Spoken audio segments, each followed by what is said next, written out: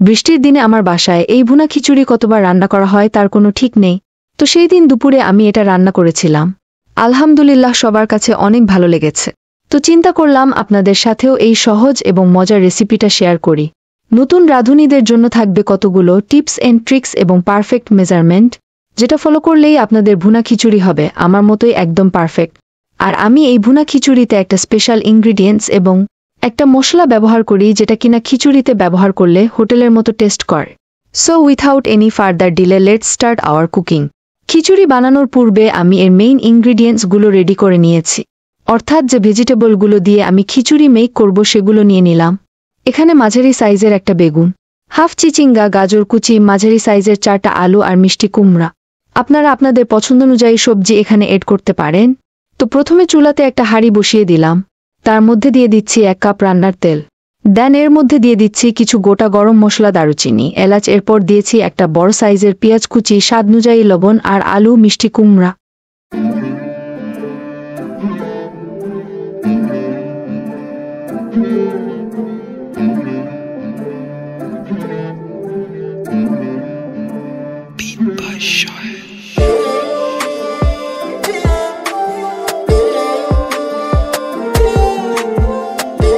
কিছু সময় ভেজে একে একে বাকি সবজিগুলো এড করে দিলাম, সাথে একটা বড় সাইজের টমেটো কুচি আর কয়েকটা কাঁচামরিচ।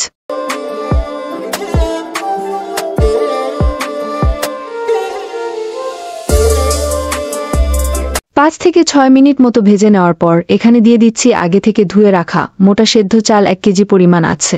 ও হ্যাঁ, এখানে চালের সাথে গাজর কুচি মিক্স করে দিয়েছিলাম।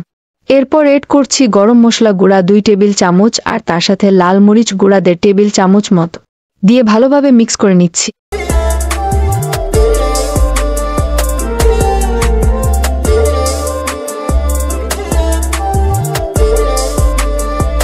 কিছু সময় পর দিয়ে দিচ্ছি এখানে বাটা মশলা। আমি এখানে বাদাম বাটা, রসুন বাটা আর সরিষা বাটা 1 চা চামচ করে নিয়ে মিক্স করে এড করছি।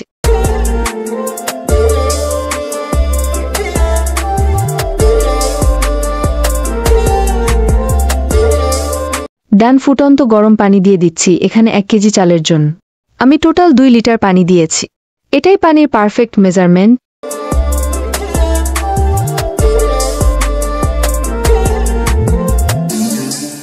পানি দেওয়ার মাঝখানে আমি টেস্ট করে লবণ এড করেছিলাম।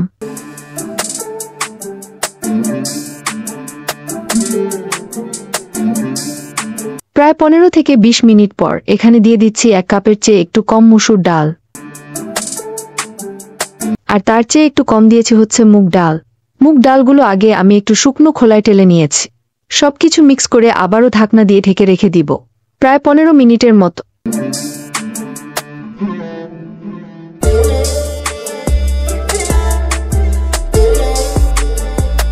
প্রায় 15 মিনিট পর আমার খিচুড়ি অলমোস্ট রেডি। এখন এখানে দিয়ে দিচ্ছি শাহি গরম মশলা। এই গরম মশলাটা ব্যবহারের ফলে মারাত্মক ফ্লেভার নিয়ে আসে এই খিচুড়িতে। এখন আমি আমার স্পেশাল ইনগ্রিডিয়েন্টস এড করে দিচ্ছি। সেটা হচ্ছে কিছুটা রান্নার তেল গরম করে এর মধ্যে একটা ছোট পেঁয়াজ কুচি আর কয়েকটা শুকনো লাল মরিচ ভেজে সরাসরি খিচুড়ির উপর ঢেলে দিব। এভাবে করলে খিচুড়িটা অনেক মজার হয়।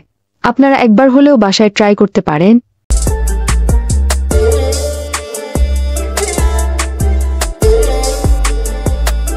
তো আলহামদুলিল্লাহ আমার খিচুড়ি কিন্তু একদম রেডি। এতটা নাইস একটা এরোমা বেরিয়েছে, পাশের ফ্ল্যাটের লোকেরা নিশ্চয়ই জেনে গিয়েছে আমার বাসায় কি রান্না হচ্ছে। তো সার্ভ করার আগে উপরে সেদ্ধ ডিম বসিয়ে দিয়েছি। So what you think about my today's recipe? You can comment me below. ভালো লাগলে আমার চ্যানেলটি সাবস্ক্রাইব করে নেবেন। ইনশাল্লাহ খুব শীঘ্রই আবার দেখা হবে। আল্লাহ হাফেজ, আসসালামু আলাইকুম।